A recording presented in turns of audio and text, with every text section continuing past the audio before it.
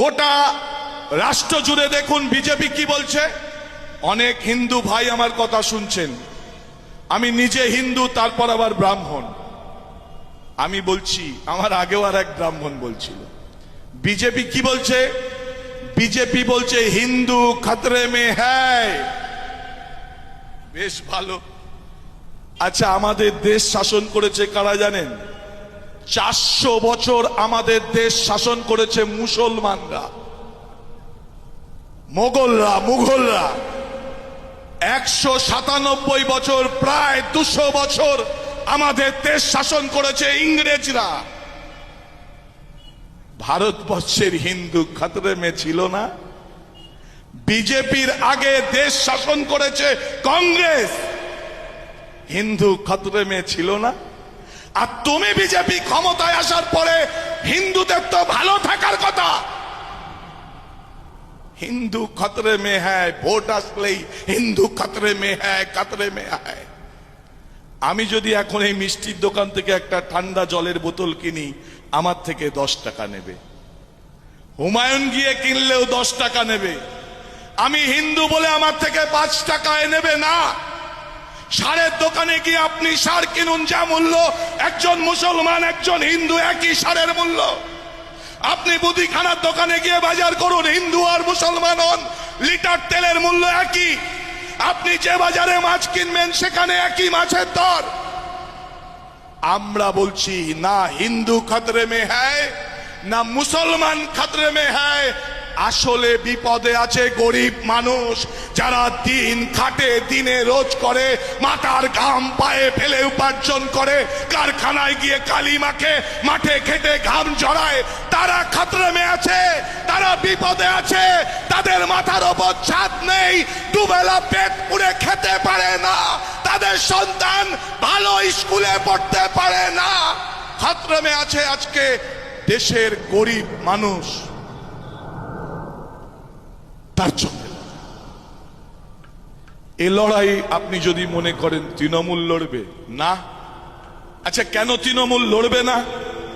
কারণ Trinamool corporate party, একটা corporate দল। আমাদের দেখুন না এই মাচা, কিরম মাচা হয়েছে।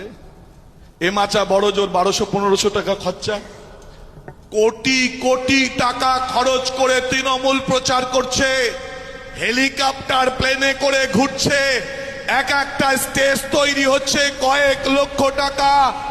মমতা ব্যানার্জি সভায় এখন আর লোক হচ্ছে না, মাঝখানে সামিয়ানা টানিয়েছে। সামিয়ানা তৈরি খরচ, একটা চেয়ার ভাড়া 5 টাকা, ভ্যান ভাড়া, গাড়ি ভাড়া যুক্ত করলে আরো 3 টাকা, 8 টাকা চেয়ার। কোথা থেকে আসছে? তৃণমূল কিন্তু এখানে কোনোদিন সাধারণ মানুষের কাছে আমাদের মতো ভিকিরি পার্টির মতন গিয়ে কৌটো পাতে না, শালু পাতে না। ওরা অবশ্য অন্য কায়দায় নেয়, অন্য কায়দায় নেয়, ওদের সিস্টেমটা আলাদা একটু। আমি বলছি এই টাকা আসছে কোথা থেকে? তৃণমূলের যারা সাধারণ মানুষের কাছ থেকে চাঁদা নেয় না, ওদেরকে চাঁদা দেয় ওষুধের কোম্পানি, ওদেরকে চাঁদা দেয় ইলেকট্রিক কোম্পানি। এই ইলেকট্রিক কোম্পানি চাঁদা দিয়েছিল, আর আপনার দেখবেন স্মার্ট মিটার লাগাচ্ছিল।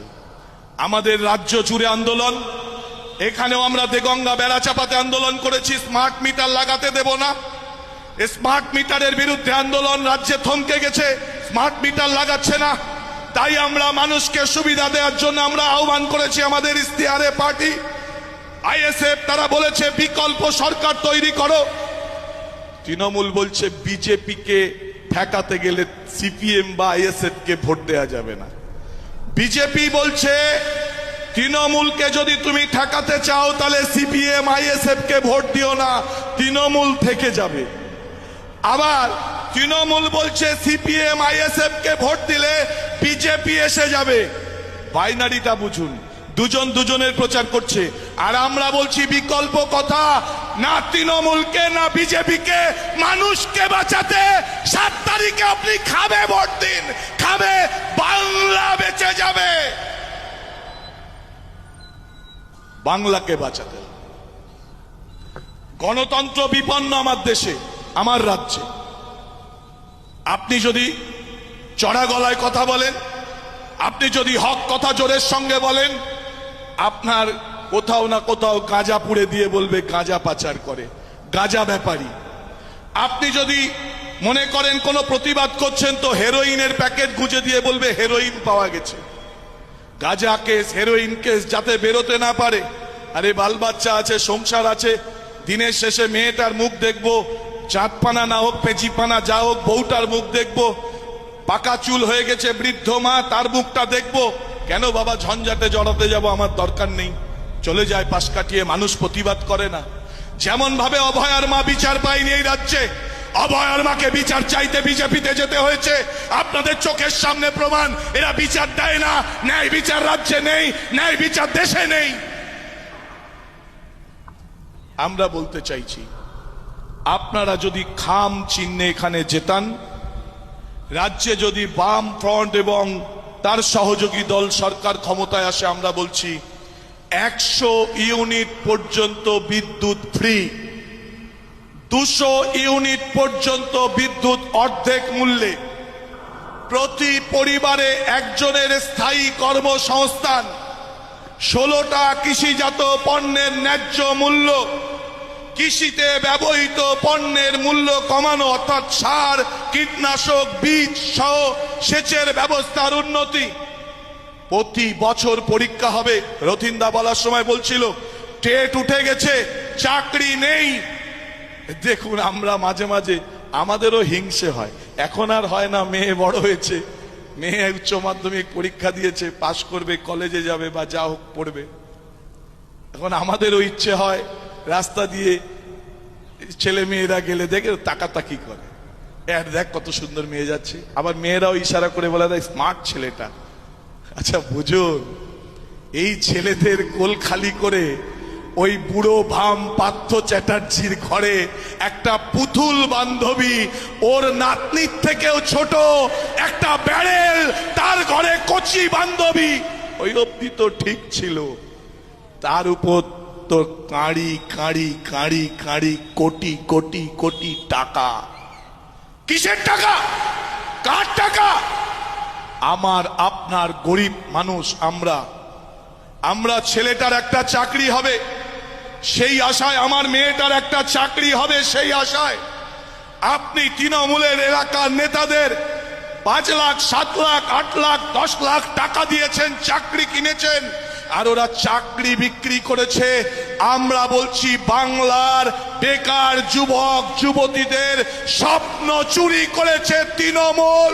চাকরি চোর তৃণমূল। চাকরি বিক্রি হয় এই রাজ্যে, বেকারের স্বপ্ন বিক্রি হয় এই রাজ্যে। যে ছেলেটাকে আপনি কায়িক পরিশ্রম করে বিএ পাস করিয়েছেন, এমএ পাস করিয়েছেন, বিভিন্ন ডিসিপ্লিনে এমএসসি করিয়েছেন, বিটেক ইঞ্জিনিয়ারিং করিয়েছেন, এমটেক করিয়েছেন, যে কোনো ডিসিপ্লিনে আপনি ডিপ্লোমা ইঞ্জিনিয়ারিং পড়িয়েছেন, চাই সিভিল হতে পারে, মেকানিক্যাল হতে পারে, ইলেকট্রিক্যাল হতে পারে, ইলেকট্রনিক্স হতে পারে, ডিফার্ম হতে পারে। আপনি স্বপ্ন দেখেছেন এত পরিশ্রমের ফসল নিশ্চয়ই আমার সন্তান চাকরি পাবে, আমার পরিবারের সুখ ফিরে আসবে। আপনার সন্তান চাকরি পায়নি, চাকরি পাবে না, কারণ এই রাজ্যে চাকরি কিনতে হয়। এই রাজ্যে শিক্ষা ব্যবস্থা ভেঙে পড়েছে। আপনি দেখুন, খোঁজ নিয়ে, আপনার চাকলাতে আমার কথা না, মাদ্রাসাগুলোতে খোঁজ নিন, মাস্টার কমে গেছে, মাস্টার দেয় না। মুসলমানদের ওরা শপথ করিয়ে বলেছিল, বিশ্বাস করিয়ে বলেছিল, আমাকে বিশ্বাস করো, এই রাজ্যে 10,000 মাদ্রাসা করব। বামফ্রন্ট সরকার মুসলমানদের জন্য কিচ্ছু করেনি। সাচার কমিটির রিপোর্ট পরিষ্কার করে বলেছে মুসলমানদের জন্য বামফ্রন্ট সরকার কিচ্ছু করেনি। এই পশ্চিমবঙ্গে মুসলমানদের কোনো উন্নতি হয়নি। সাচার কমিটির রিপোর্টকে আমি অক্ষরে অক্ষরে পালন করব। রাজ্যে মুসলমানদের উন্নতি হবে, মাদ্রাসা হবে, সেখানে মাদ্রাসায় ছাত্রছাত্রীরা পড়বে। তৃণমূলের নেতাদের জিজ্ঞাসা করুন রাজ্যে কটা মাদ্রাসা হয়েছে। আচ্ছা ছাড়ুন, জিজ্ঞাসা করতে হবে না, আপনি গুগলকে জিজ্ঞেস করুন, গুগলকে 2011 সাল থেকে 2026 কটা মাদ্রাসা হয়েছে? 11টা। ভাত কাপড় দেব না, ওটা আর বলবো না, আমি স্বামী। এ হয়? মাদ্রাসার অনুমোদন দিলাম, আমি গ্রান্ট দিচ্ছি না, মাদ্রাসায় মাস্টার দিচ্ছি না। এটা হতে পারে না, এটা চলতে পারে না। ওবিসি বামপন্থ সরকারে বুদ্ধদেব ভট্টাচার্য করেছিলেন মুসলমান পরিবারের ছেলে মেয়েদের 10% চাকরির সংরক্ষণ। মমতা এসে কি করলো? গোটা ওবিসিটাকে ঘেঁটে দিল, পুরো ঘেঁটে দিল। বড় লোকের ছেলে মেয়েরা কাজী, মন্ডল, গাজী, এরা কেন ওবিসি হবে মুসলমানে? কি কারণে হবে? যারা গরিব, দলিত, পিছিয়ে পড়া সমাজে মুসলমান আছে, হিন্দু আছে, তারা ওবিসি সংরক্ষিত আসন পাবে। স্কুলের পঠন পাঠন বন্ধ, চাকরিতে ওবিসি আর গ্রান্ট হচ্ছে না, ওবিসি উঠে গেছে। এই অবস্থায় দাঁড়িয়ে